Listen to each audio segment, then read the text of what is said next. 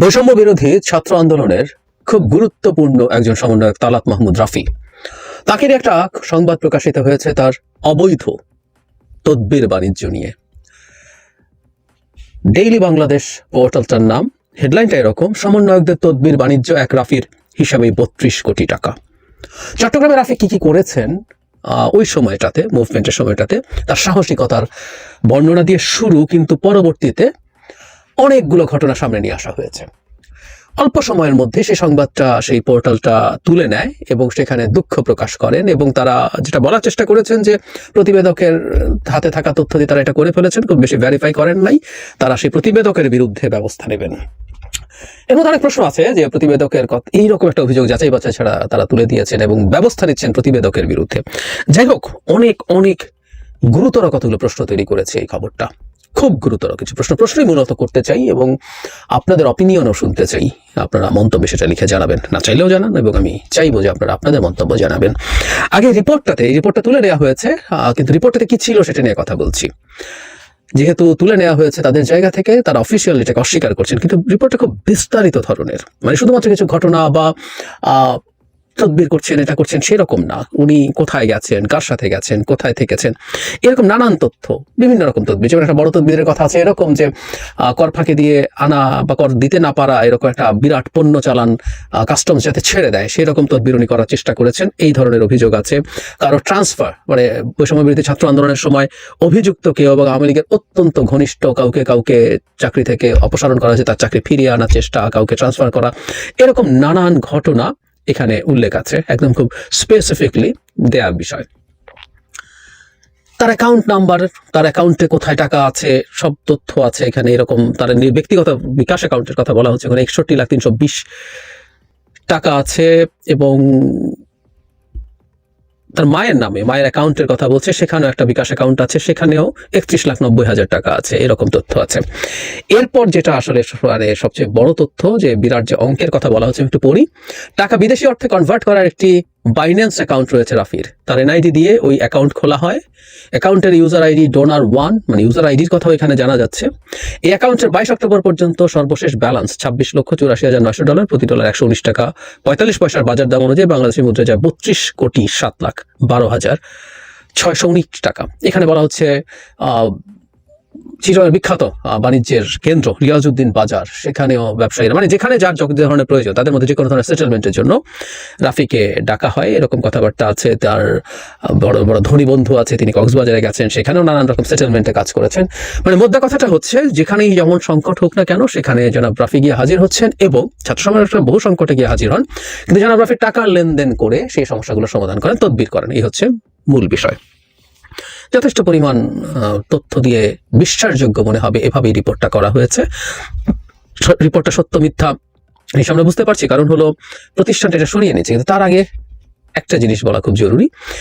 এই স্ক্রিনশটটা, এই হেডলাইনের স্ক্রিনশটটা অনেক গুরুত্বপূর্ণ মানুষ শেয়ার করেছেন, এবং শেয়ার করে তারা এই ব্যাপারে, আমি অন্তত ফেসবুকে যাদেরকে ক্রেডিবল মানুষ মনে করি, যাদের অহেতুক কোনো কিছুতে হুজুগে লাভ দেওয়া দরকার এরকম মনে করেন না, এরকম বহু মানুষ এই স্ক্রিনশট শেয়ার করেছেন, হতাশা প্রকাশ করেছেন, তদন্ত চেয়েছেন প্রপার, এবং ব্যবস্থা চেয়েছেন। কারণ এখানেও আছে যে তাকে ওয়ার্নিং দেওয়া হয়েছে বা এই ধরনের আলাপ আছে, এবং শুধু তিনি নন, আরও বেশ কিছু সমন্বয়কের ক্ষেত্রেও এই ধরনের ওয়ার্নিং আছে, বহিষ্কার আছে। সমন্বয়কের নিচু পর্যায়েরও কেউ সমন্বয়ক নন, এই মুভমেন্টে ছিলেন, এরকম অনেকের বিরুদ্ধে ব্যবস্থার কথা রিপোর্টে আছে, দীর্ঘ একটা রিপোর্ট।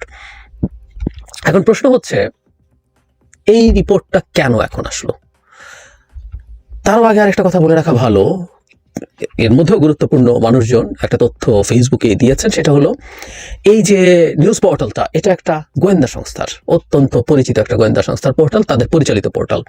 তো সেই পোর্টালে এই ধরনের তথ্য আসা। এবার আমরা যাবতীয় ইস্যুগুলো নিয়ে কথা বলতে শুরু করি। প্রশ্ন হচ্ছে, আমরা ধরে নিচ্ছি যে এটা একটা গোয়েন্দা সংস্থার পোর্টাল, কারণ কয়েকজন খুবই গুরুত্বপূর্ণ রিলায়েবল মানুষ এটাকে সেভাবে বলার চেষ্টা করেছেন, এবং তাদের এই অনুমান বা তাদের এই তথ্য সঠিক, এটা হবার সম্ভাবনাই বেশি। তার আগের কথা, তাহলে মানে একটা অফ টপিকের প্রশ্ন করি, সেটা হচ্ছে যে একটা গোয়েন্দা সংস্থা একটা পত্রিকা বা পোর্টাল চালাবে কেন? কিন্তু চালায়, এটা আমরা শেখ হাসিনা সরকারের সময়ও দেখেছি। নানান রকম পোর্টালের সাথে, এটা কোনো এজেন্সির সাথে জড়িত, এটা শুনতাম, তাদের দেওয়া তথ্য ওখানে ফিড করা হয়। যাই হোক, তারা এটা আনলেন কেন? আচ্ছা, এটা কি সত্য? তর্কগুলো করছি, প্রশ্নগুলো তুলছি। এটা যদি সত্য হয়ে থাকে, এটা আসলো কেন? রাষ্ট্রীয় একটা গোয়েন্দা সংস্থা একজন ছাত্র সমন্বয়ক, যিনি এখন বৈষম্য বিরোধী ছাত্র আন্দোলনের কেন্দ্রীয় সহ সমন্বয়ক হয়েছেন। তো তা যদি হয়ে থাকে তাহলে এখন কেন তার এই রকম অভিযোগ সামনে আনা হলো, প্রকাশিত করা হলো, এবং একটা গোয়েন্দা সংস্থা কেন চাইছে এই তথ্যগুলো স্প্রেড করুক? তারা কি ছাত্র সমন্বয়কদের উপরে কোনো কারণে নাখোশ, নাকি ব্যক্তিগতভাবে জনাব রাফির উপরে কোনো রকম কোনো সমস্যা আছে? আর এটাকে প্রকাশ করার আগে তারা এই ব্যাপারে সরকার বা আর কোনো জায়গায় কোনো ব্যবস্থা কেন নিতে যায়নি? তাকে পাবলিকলি এনে ডেমোনাইজ করার চেষ্টা করা হয়েছে। এটা হতে পারে, মানে যদি সত্য হয়ে থাকে, রিপোর্টটা যদি মিথ্যা হয়ে থাকে, ওনারা সরিয়েছেন এবং এটাকে মিথ্যা দাবি করছেন, তাহলে প্রশ্ন হচ্ছে জাস্ট একজন প্রতিবেদক, তারা যেটা বলার চেষ্টা করেছেন, জাস্ট একজন প্রতিবেদক মনে করেছে তাই তার হাতে থাকা তথ্য দিয়ে তারা এরকম একটা রিপোর্ট করে ফেলতে পারেন? একটা মানুষকে নিয়ে এত ভয়ঙ্কর স্টিগমা তারা লাগিয়ে দিচ্ছেন এত সহজে, এটা তো খুবই সিরিয়াসলি ভেরিফাই করা দরকার ছিল। এখানে যে ধরনের তথ্য দেওয়া আছে মনে হয় যে যথেষ্ট তথ্য, তারা ভেরিফাইও করেছেন, কিন্তু সেটা ছাড়া এটা কিভাবে করে দিবেন তারা তাহলে? এবং তার জন্য শুধু প্রতিবেদককে দায়ী করা যায়? ওইটার সম্পাদক কে আছেন তার বিরুদ্ধে তারা কি করছেন? কিছুই বলছেন না। এবং এর মাত্র আরেকটা জিনিস প্রমাণিত হলো, এদেশের গোয়েন্দা সংস্থাগুলো রাজনীতির মাঠে আগে যেমন ভূমিকা রাখার চেষ্টা করত, প্রভাব রাখার চেষ্টা করত, প্রভাবিত করার চেষ্টা করত, ঠিক একই চেষ্টা আবারও হচ্ছে। যদি সত্য হয়ে থাকে নিউজটা বা মিথ্যা হয়ে থাকে, হোয়াট এভার, তারা ইনভলভড আছে ভেরি মাচ। এই প্রশ্নটা আসে, যেটা নিয়ে আমরা সিরিয়াসলি সমালোচনা করেছিলাম সেই সময়টাতে। সবচেয়ে গুরুত্বপূর্ণ প্রশ্ন আমার কাছে অবশ্য অন্যটা, এই রিপোর্টটার আগে সেটা দিয়ে শেষ করবো, সেই আলোচনা দিয়ে। আচ্ছা, আমাদের অনেকে এটাকে শেয়ার করলাম, আমি জানি না আপনারা যারা এই নিউজটা আপনাদের সামনে এসছে, আপনাদের কাছে কি শুরুতে মনে হয়েছিল যে এই রিপোর্টটা পুরো মিথ্যে এবং এটা একসময় মিথ্যা স্বীকার করে পোর্টালটা সরিয়ে নেবে? এই প্রশ্নটা একটু জবাব দেবেন। আমার কাছে প্রশ্নটা হচ্ছে, আমি অনেককে এটাকে শেয়ার করতে দেখেছি, সবাই যে ঢালাওভাবে রাফিকে দায়ী, দোষী, অপরাধী এটা বলছেন তা না, কিন্তু উড়িয়ে দিচ্ছেন না। আমি আবারও বলছি যে পোর্টালটার নাম আমি আগে শুনিনি, অনেকেই হয়তো শোনেননি, কিন্তু তারপরও এই পোর্টালটার স্ক্রিনশট তুলে তারা সরকারের কাছে এটা তদন্ত চাইছেন এবং তিনি যদি দায়ী প্রমাণিত হন তার বিচার চাইছেন। তার মানে প্রাথমিকভাবে অন্তত মানুষের মধ্যে এই পারসেপশন তৈরি হয়েছে এই সংবাদটা সঠিক হতে পারে। এখানেই খুবই আশঙ্কার জায়গা। মানুষ মনে করতে শুরু করেছেন আমাদের জুলাই আগস্টের গণ অভ্যুত্থানের নায়করা এই ধরনের ভয়ঙ্কর অভিযোগ এবং অন্যায়ের সাথে জড়িয়ে যেতে পারেন, তাদের বিরুদ্ধে এরকম অভিযোগ আসতে পারে, এটা মানুষ প্রাথমিকভাবে বিশ্বাস করতে শুরু করেছেন। তদন্ত চাওয়া এবং বিচার চাওয়া মানে তাই। এবং কেউ, যেহেতু এটা খুব একটা এস্টাবলিশড পোর্টাল না, অখ্যাত পোর্টাল, বলে দিতে পারতেন তুড়ি মেরে যে এসব অখ্যাত পোর্টালের নিউজের কোনো ভ্যালু নাই, এটা মিথ্যা প্রোপাগান্ডা। কিন্তু না, আমি আবারও বলছি, আমি এমন কিছু মানুষকে এটা শেয়ার করতে দেখেছি যাদেরকে আমি রেসপন্সিবল মানুষ মনে করি, যারা মানে অহেতুক কোনো মিসইনফরমেশন, ডিসইনফরমেশন ছড়াবেন না, নিজে সেটা যদি ফিল না করেন, তারা ফিল করেছেন এই জায়গায় একটা ভয়ঙ্কর সিগন্যাল আছে। তার মানে আমাদের ছাত্র সমন্বয়করা এরকম একটা কিছুতে জড়াতে পারেন আমরা মনে করছি। তার সাথে যোগ করি আমি আমার ব্যক্তিগত অভিজ্ঞতা। আমরা তো ফিসফাস শুনি, আমরা তো সমাজে বাস করি, তো এই ফিসফাস আমরা শুনি যে এই ধরনের কিছু ঘটে থাকতে পারে বা ঘটছে। বাংলাদেশের মাটিতে এই ধরনের কিছু হওয়া আমাদের জন্য খুবই মর্মান্তিক একটা অভিজ্ঞতা। কিন্তু আমি আবার বলছি, আমি নিজের কানেও শুনেছি, আমার কাছেও এসেছে যে এই ধরনের কিছু ঘটনা ঘটছে।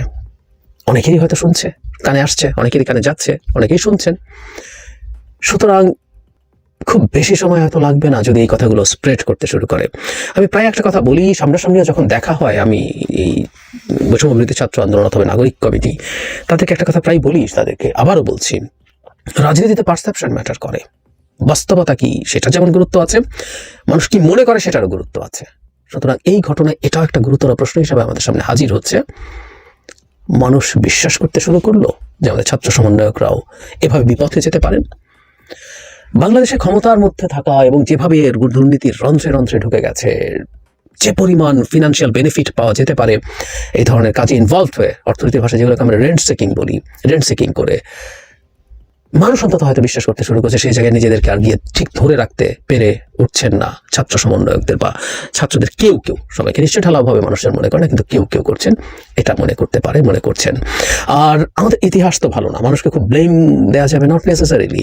আমাদের এই জুলাই অভ্যুত্থানে যেসব ছাত্র সমন্বয়ক এবং ছাত্র রাস্তায় নেমেছেন তার চেয়ে বহুগুণ বেশি ঝুঁকি নিয়েছিলেন আমাদের মুক্তিযোদ্ধারা, যারা একটা প্রশিক্ষিত সেনাবাহিনীর বিরুদ্ধে মুখোমুখি বন্দুক হাতে দাঁড়িয়ে যুদ্ধ করতে গিয়েছিলেন, যখন যে কোনো মুহূর্তে মরে যেতে পারতেন, দেশ স্বাধীন হবে কিনা তার নিশ্চয়তা নেই, সেই যুদ্ধে তারা গেছেন।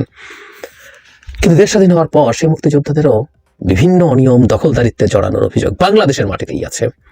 সুতরাং আমাদের অভিজ্ঞতা খুব সুখকর নয়। আমি চাইব আমাদের সবাই, আমাদের সমন্বয়করা, আমাদের এর সাথে যারা জড়িত আছেন, সরকার সহ সবাই, যারা যারা কোনো না কোনো ফর্মে তাদের সাথে কানেক্টেড আছেন, ডিনায়ালে না থেকে তাদের উচিত হবে এই ব্যাপারগুলো একটু খতিয়ে দেখা, ব্যাপারটা কতটুকু কি, এবং ব্যবস্থা নেয়। কোনো কোনো ক্ষেত্রে যদি হয়েও থাকে তারা যদি ভিজিবল ব্যবস্থা নেন, যেমন এই রিপোর্ট আবারও বলছি এটা উইথড্র করেছেন, কিন্তু এখানেই বলা আছে যে কিছু কিছু ব্যবস্থা তারা নিয়েছেন এই ধরনের অনিয়মের কারণে কারো কারো উপরে। তো সেটা যদি নিয়েই থাকেন বাস্তবে তারা, আমি জানি না, সেগুলো প্রকাশ্য করা দরকার।